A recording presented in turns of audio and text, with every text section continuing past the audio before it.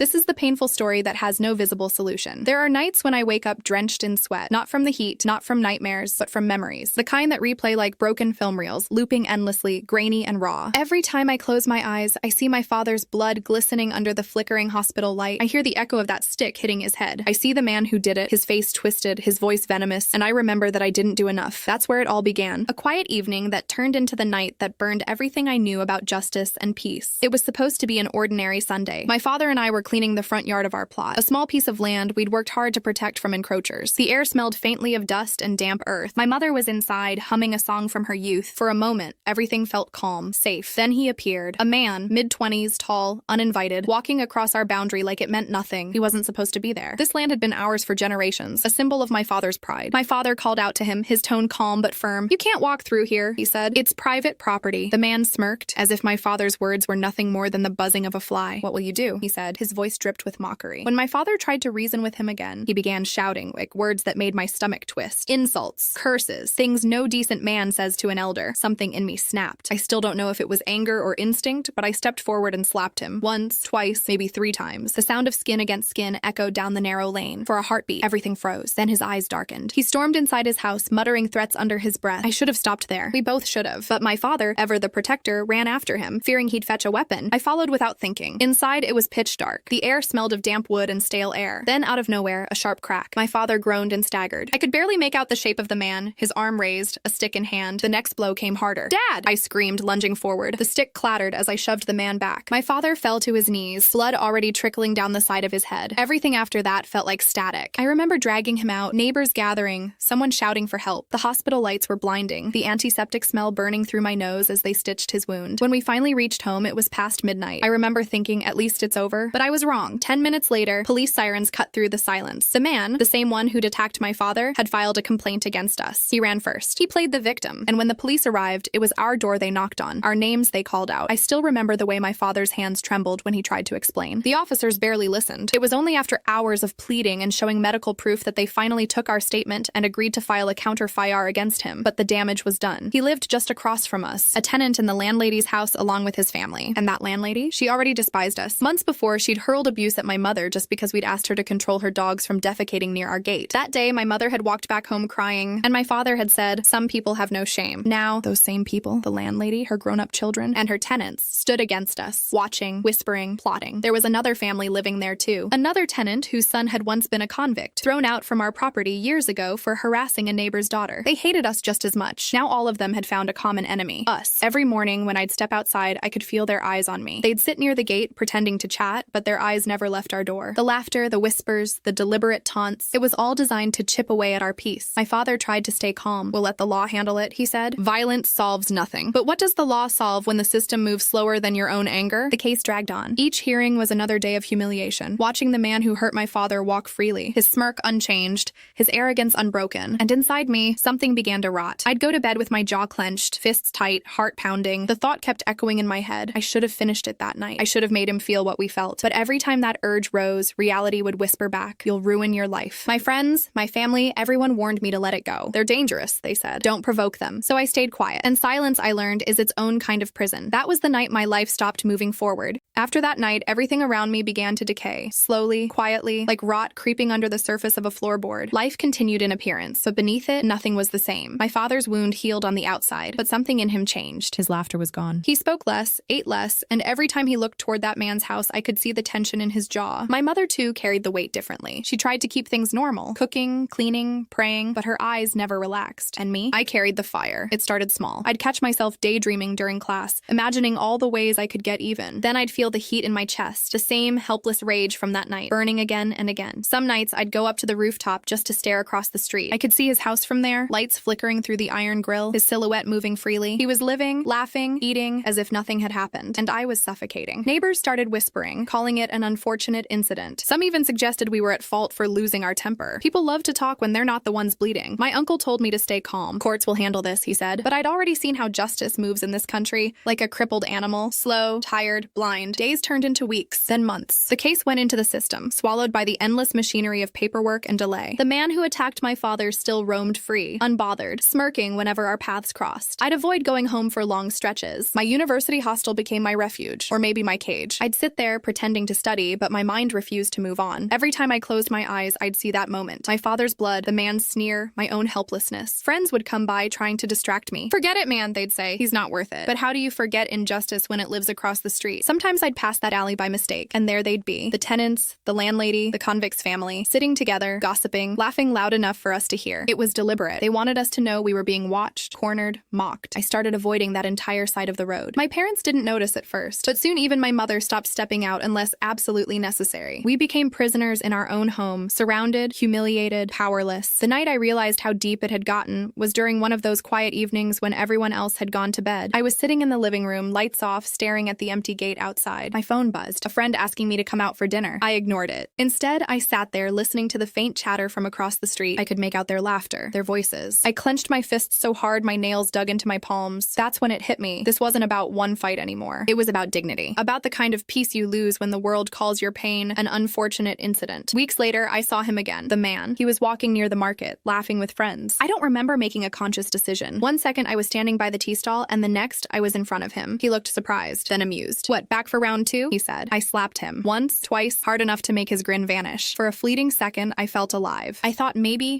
this would bring balance, but it didn't. He stumbled back, eyes burning, and before I could do anything more, his friends pulled him away. I walked away too, trembling, adrenaline pumping through my veins. I'd done it. I'd hit back. But the satisfaction lasted less than a minute. By the time I reached home, the dread had returned. I realized what I'd done, how stupid it was. My father was furious. "Do you want to destroy everything?" he yelled. "The case isn't even settled yet. If he files another complaint, you'll ruin your life." He was right. I knew he was, but it didn't stop the ache. That night, I couldn't sleep. I sat on the balcony, staring into the dark street, thinking about how revenge doesn't heal. It just deepens the wound. But then again, peace felt impossible too. I started spiraling. Classes didn't matter. Exams didn't matter. My friends stopped calling as often. I stopped picking up when they did. My mind became a prison where the same thought echoed over and over. I failed my family. Even when I tried to study, my eyes would drift to the page, but my mind would drift back to that night. The slap, the blood, the fear. I began to realize something terrifying. It wasn't the fight that destroyed me. It was the after, the silence, the waiting, the helplessness. My father tried to pretend everything was normal. My mother prayed more, but inside, I was crumbling. Some days I'd look in the mirror and barely recognize the person staring back. I wasn't angry anymore, just hollow. And that's when the real torment began. Because when you lose peace, not just safety, but the peace inside your own head, there's nowhere left to go. Days blurred into each other, like smudged ink on a page I couldn't rewrite. Mornings arrived too early, nights lasted too long, and somewhere in between, I forgot what peace felt like. I stopped visiting home for a while. The street, the house across from ours, and it all made me sick. I told my parents I was too busy with studies, but the truth was simpler. I was terrified of how I'd react if I saw him again. Inside my hostel room, everything was quiet, yet my mind was unbearably loud. I'd sit for hours staring at my phone,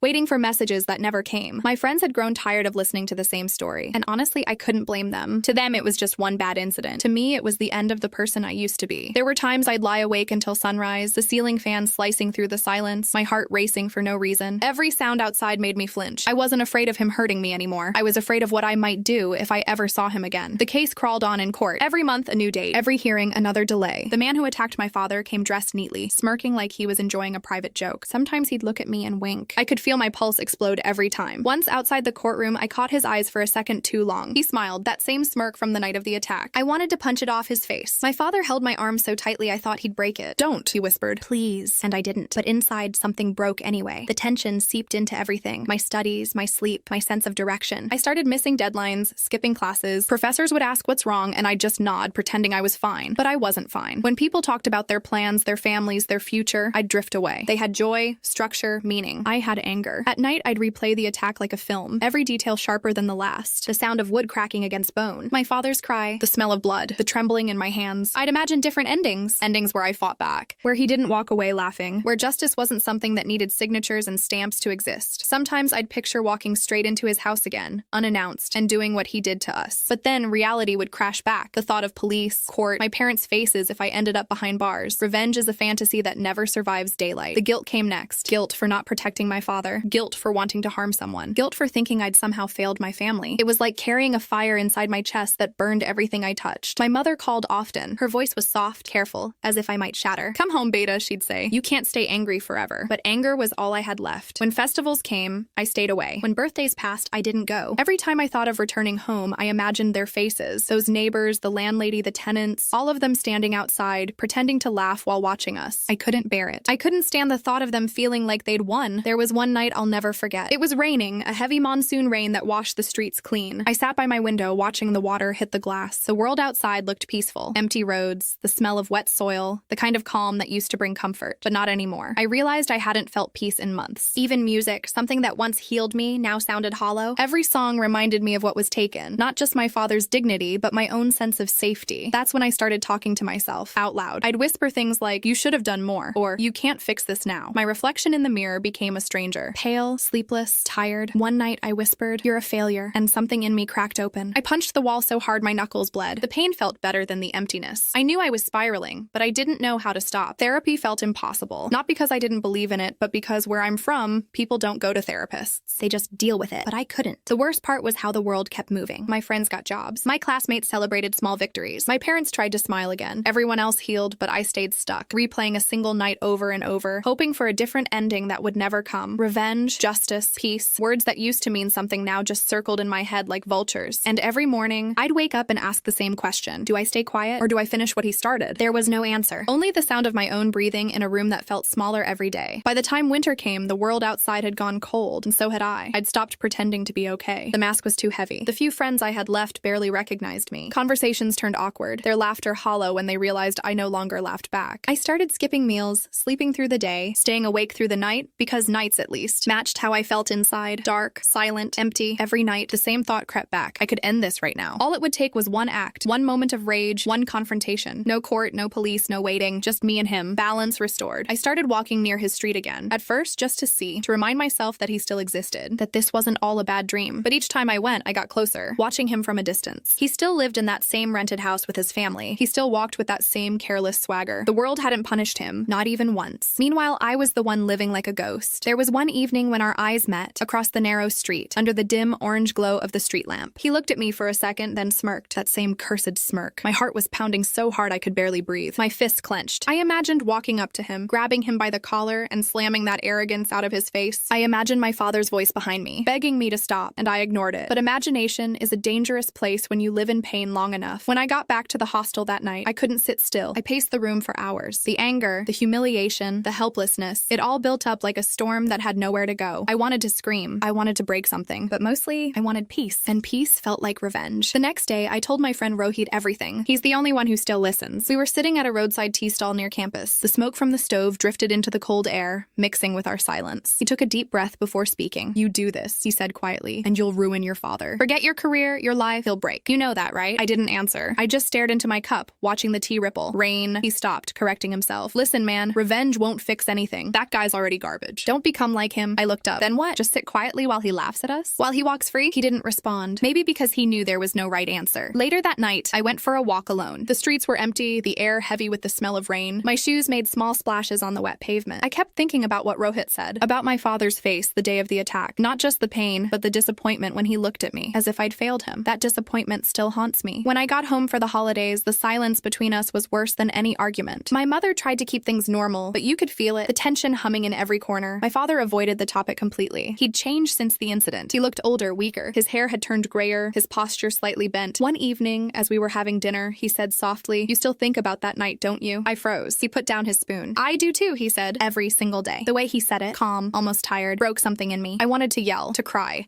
to tell him that I'd failed to protect him, that the guilt was eating me alive. But I just nodded. "Promise me one thing," he said. "Don't destroy yourself trying to fix what the world broke." That night, I couldn't sleep again. His words looped in my head like a mantra I didn't know how to believe. In the morning, I walked to the window and saw that man again, standing outside his gate, talking to someone, laughing. The sight made my blood boil all over again. I could hear my father's voice echoing in my head, but my heart refused to listen. Maybe this was it, I thought. Maybe this was my moment to finally take back everything he took from us. I stepped outside, my hands shaking. Each step felt heavier than the last. I was halfway across the road when a voice called out behind me. It was my mother. "Where are you going?" Her tone was soft, but her eyes said everything. And just like that, the moment shattered. I froze, swallowed by guilt. I turned around and went back inside. That night, for the first time in months, I cried. Not out of anger, but out of exhaustion. I realized how far gone I was, how revenge had become the only thing giving my pain a purpose. But even as the tears fell, one question still burned in me. If justice never comes, how do you live with peace? The next few weeks felt like walking walking through fog. Every day looked the same. Gray mornings, silent afternoons, sleepless nights. The court dates kept getting delayed, the police indifferent, the world moving on as if nothing had happened. But inside me, everything was still burning. Every small sound, a dog barking, a door slamming, made me flinch. My body was tense all the time, my mind never quiet. And whenever I looked at my father's stitched scar, still faintly visible near his temple, the guilt would return like an open wound. One night, I sat in my hostel room staring at the wall. My phone buzzed. A message from an unknown number. It was a video. A shaky, low-resolution clip. The accused, the man who'd attacked my father, was sitting with a few men, drinking, laughing. I didn't even know who recorded it, but I recognized his voice immediately. "Old man got what he deserved," he said in the clip, grinning. "Next time they touch me, I'll break their bones." Laughter. Clinking glasses. That sound, that arrogant, disgusting sound, snapped something in me. I threw my phone across the room. It hit the wall and shattered. My chest was tight. I couldn't breathe. My vision blurred. I grabbed my jacket and stormed out. The night was cold and silent. My feet moved on their own, back toward that familiar street, the one I'd been avoiding for weeks. Every rational thought was gone. All I could see was his smirk, his laughter, his voice echoing in my skull. When I reached the end of the lane, I stopped. The streetlights flickered weakly. His house was dark except for one dim bulb on the veranda. A motorcycle was parked near the gate. My hands trembled as I reached into my pocket and felt the cold metal of a wrench I'd grabbed from the hostel's repair shelf earlier that evening. It wasn't planned. It wasn't premeditated. It was rage, raw, blind, and hungry. I stood there, breathing hard, waiting for movement, waiting for the door to open. Then I heard footsteps. He came out, muttering something into his phone. He didn't see me at first. I could have walked up behind him. I could have ended it right there. But something